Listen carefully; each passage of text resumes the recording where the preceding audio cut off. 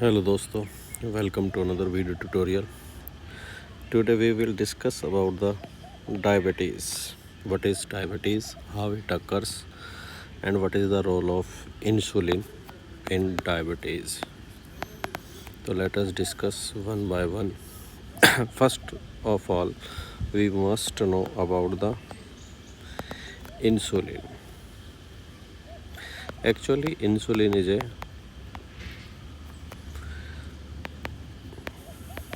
Hormone और peptidyl hormone यानी कि प्रोटीनियस हार्मोन होता है ये। अब बात करते हैं हमारी जो लीवर होता है, लीवर के जस्ट ऊपर की तरफ यहाँ पर एक जिसे तिल्ली बोलते हैं उस टाइप का एक स्ट्रक्चर मौजूद होता है। जो स्ट्रक्चर होता है इसमें 3 प्रकार की सेल पाई जाती हैं, अल्फ़ा, बीटा और delta. Alpha, beta and delta. जो अल्फ़ा सेल्स होती हैं वो एक हार्मोन रिलीज़ करती हैं जिसको कहते हैं ग्लूकागोन। बीटा जो सेल होती हैं वो एक हार्मोन सिक्रेट करते हैं जिसका नाम है इंसुलिन। और जो डेल्टा सेल्स होती हैं वो एक हार्मोन रिलीज़ करती हैं, somatostatin.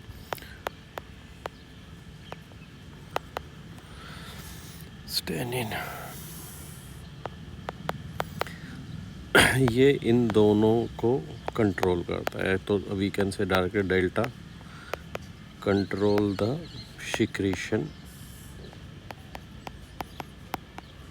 Of glucagon and insulin. अब सबसे पहले हम देखते हैं कि जो ग्लूकागोन है इसका क्या रोल है। देखो, जो ग्लूकागोन हार्मोन है इट लव ग्लूकोज, जो आपको याद रखनी है। इसका मतलब इसका प्यार है ग्लूकोज के लिए। तो इसका मतलब ये हुआ कि इसको ब्लड में ग्लूकोज चाहिए, ब्लड में ग्लूकोज चाहिए। जब ब्लड में ग्लूकोज का लेवल कम होगा तब ये ग्लूकोनियोजेनेसिस कराएगा। दूसरा, अगर जो आप फील करते हो आपको भूख लग रही है तो ये हंगर फील कराएगा, ये आपकी ब्रेन के पास जाएगा। जैसे ही इसका लेवल ब्लड में बढ़ेगा तो ब्रेन को मैसेज जाएगा कि कुछ खाया जाए ब्लड में ग्लूकोज का लेवल कम है। और अगर आप खा नहीं पाते हो तो ये आपकी जो फैट होती है उनको तोड़ देगा, प्रोटीन्स हैं उनको तोड़ेगा। यानी कि एक नॉन कार्बोहाइड्रेट जो सोर्स होता है, नॉन कार्बोहाइड्रेट सोर्स जो होता है उससे ये ग्लूकोज बनवाने का काम करता है। तो इसका जो काम है वो काम यही है कि इट्स लव ग्लूकोज। तो इसको ब्लड में ग्लूकोज चाहिए। और जैसे कि इसकी फीलिंग आप लेना चाहते हो कि आपकी बॉडी में ग्लूकागोन का हार्मोन का लेवल कब बढ़ा हुआ है। जब आप सुबह सुबह उठते हैं तो उठने के साथ ही आप फील कर पाते हैं कि आपको भूख लगती है। तो feeling of hunger is produced by glucagon hormone which is secreted by the alpha cell of pancreas. ठीक है, ये बात याद रखनी है। तो ये हो गया। अब बात करते हैं दूसरे की। दूसरा कौन है अपने पास है बीटा। डेल्टा का बता देते हैं चलो पहले, फिर बीटा की बात करेंगे। डेल्टा का काम है इन दोनों को कंट्रोल करना। डेल्टा सेल वो सोमेटोस्टेनिन हार्मोन रिलीज़ करती है और कंट्रोल करती है इनके सीक्रेशन को, है ना। तो अब करते हैं बात बीटा की। एक्चुअल में बीटा क्या काम है। जो बीटा जो होता है ये एक हार्मोन बनाता है जिसका नाम है इंसुलिन। तो इंसुलिन की ज़रूरत क्यों है हमें, लेट अस डिस्कस। ये है सेल 1 2 3 4 5 6 7, ये मतलब टिश्यूज़ हैं, है ना। और ये जा रही है ब्लड कैपिलरी। ये कौन है, ब्लड कैपिलरी। अब जो ये सेल है और ये ब्लड में जा रही है ग्लूकोज, तो ये सेल डायरेक्ट ब्लड से ग्लूकोज को नहीं ले सकती। इसे ब्लड से ग्लूकोज लेने के लिए इसकी जो सरफेस होती है यहाँ पर एक रिसेप्टर मौजूद है जिसको बोलते हैं इंसुलिन रिसेप्टर। तो ब्लड में जब इसके साथ साथ इंसुलिन भी आएगी तो वो इंसुलिन आकर के इस रिसेप्टर के साथ बाइंड करेगी, इसलिए इसका नाम इंसुलिन रिसेप्टर है, क्योंकि ये इंसुलिन को बाइंड करती है, ये बात है। और जैसे ही ये इंसुलिन इसके साथ बाइंड करेगी तो यहाँ पर एक ट्रांसपोर्टर प्रोटीन है इस सेल के पास जिसका नाम है ग्लूट, यानी कि ग्लूकोज ट्रांसपोर्टर। क्या नाम है उसका? ग्लूट। ये ग्लूट ट्रांसपोर्टर जो है इसकी ओपनिंग जो है वो कंट्रोल करी जाती है इंसुलिन के द्वारा। तो सबसे मेन मुद्दा ये है कि ये ग्लूट जो है ये ग्लूकोज का जो इनपुट होगा यहाँ पर, ये अगर जो इस रिसेप्टर के साथ बाइंड करेगी तो ग्लूकोज अंदर आएगी, और अगर जो ये यहाँ पर बाइंड नहीं कर पाई और या ब्लड में ग्लूकोज नहीं, मतलब इंसुलिन नहीं है और ये बाइंड नहीं कर पाई किसी कारण से, या तो रिसेप्टर मर जाए या फिर इंसुलिन ना हो ब्लड में, तो ये ग्लूट चैनल ओपन नहीं होंगे और जो इंसुलिन है वो सेल के अंदर नहीं आ सकेगी, मतलब ग्लूकोज अंदर नहीं आ सकेगी। ठीक है, तो ग्लूकोज जब अंदर नहीं आएगी तो सेल में एक डेफिशिएंसी, एक ग्लूकोज की कमी फील होगी, और जो कमी फील होगी वो एक इरिटेशन के रूप में सेल के अंदर आती है, जिसे हम बोलते हैं सेल इन्फ्लेमेशन। और वो इन्फ्लेमेशन सेल के अंदर पैदा हो जाती है, जिससे कि जो डायबिटिक लोग होते हैं आप वो फील कर पाते हैं कि उनके जो सेल्स में मतलब जलन होती है एक प्रकार की, तो वो जलन का कारण बनती है इंसुलिन की कमी और ग्लूकोज का ना मिलना। अब जैसे कि जो ग्लूट चैनल है, जो हमारी बॉडी की सेल है, उनकी जो ग्लूकोज की रिक्वायरमेंट है उनके अनुसार डिफरेंट, जैसे GLUT 1 found in brain, GLUT 2 found in liver, kidney, GLUT 4 है ना, ग्लूट 3 इंटेस्टाइन, ऐसे ग्लूट 5 जो पाया जाता है, ग्लूट 3 न्यूरॉन में पाया जाएगा, और 4 जो है ये पाया जाएगा लीवर में, फिर से इंटेस्टाइन के कुछ पार्ट्स में और किडनी में। लेकिन जो ग्लूट 5 है ये बहुत इम्पोर्टेंट है, ये है अकेला जो फ्रक्टोज का ट्रांसपोर्ट करता है,